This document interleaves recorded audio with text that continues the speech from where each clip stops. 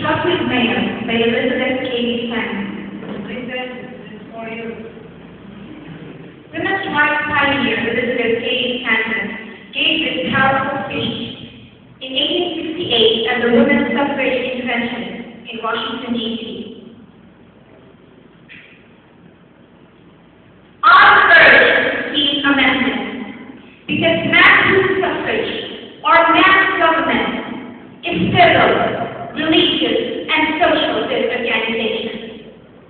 The male element is a destructive force, stern, selfish, advertising, loving war, violence, conflict, acquisition, reading the material and moral world alike is poor, disorder, disease, and death.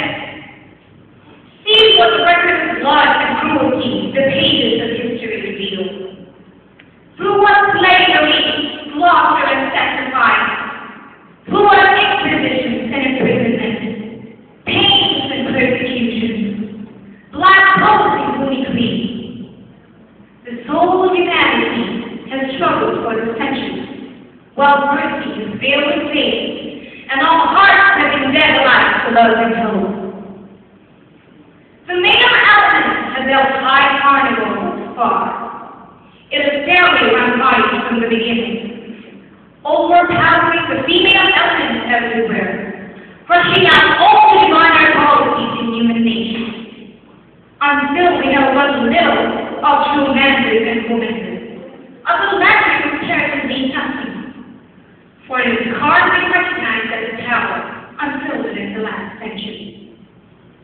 Society is but a reflection of man himself, untempered by the woman's thought, the hard iron who we feel alive in the church, the state, and the home.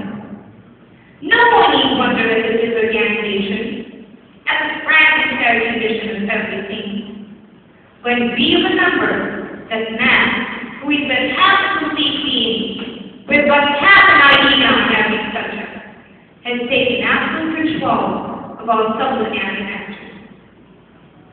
People object to the demands of those whom they choose to call the strong-minded, because they say the right to suffrage will make the woman masculine. That is just the difficulty in which we are involved today. Though disfranchised, we have few women in the best sense. We have simply some of the reflections, varieties, and cohesions of the masculine gender. The strong, natural characteristics of women are repressed and ignored in dependence. For so long as man leaves woman, she will try to think together and adapt herself to his condition. To get a foothold in society, woman should be as near like man as possible, respecting ideas, opinions, virtues, motives, prejudices, and biases.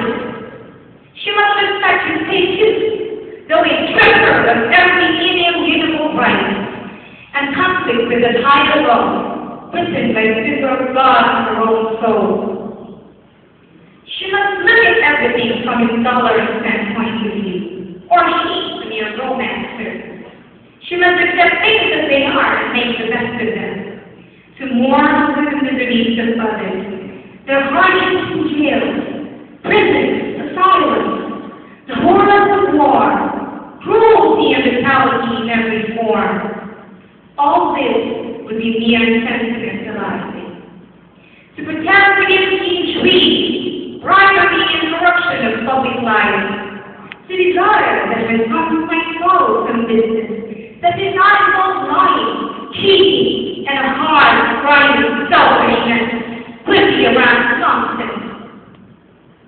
In this way, man has been molding women to his ideas by direct and positive influence, while she, not education, has used intricacies to control him, and in most cases developed the very characteristics, those in him and herself that needed repression. And now man stands appalled at the results of his own excesses, and mourns with bitterness that falsehood life. The need of this hour is not territory, gold mines, railroads, or CD payments, but the new ideal of womanhood to exalt purity, virtue, morality, true religion, and to lift them up into the higher realms of thought and action. We ask women and family men as a new step towards the recognition of the essential elements in government, which can only secure the health, strength, and prosperity of the nation. Whatever is done to lift women to their true position will help usher in a new age of peace and perfection for the race. And speaking of the masculine element, I do not wish to be understood to say that all men are hard, selfish, and brutal. For many of the most beautiful spirits the world has known have been close with manhood. But I refer to those characteristics that define what is called the stronger sex. For example, the law of acquisition and conquest. The very pioneers of civilization, when accepted on the earth, the sea, the elements, the riches, and the forces of nature, are powers of destruction when used to subjugate one man to another or to sacrifice nations to ambition. Here too, with the great surveyor of woman's love, is permitted to assert itself, as it would, naturally, in freedom against oppression, violence, and war, would hold all these destructive forces in check, because woman knows the cost of violence better than man does, and not with her consent would one drop of blood ever be shed, one man sacrificed in vain. With violence and disturbance in the natural world, we can see a constant effort. Nature, like a loving mother, is ever trying to keep land and sea, mountain and valley, each in its place, to hush the angry waves, to balance these streams of heat and cold, of rain and drought, the peace, harmony, and beauty reign supreme.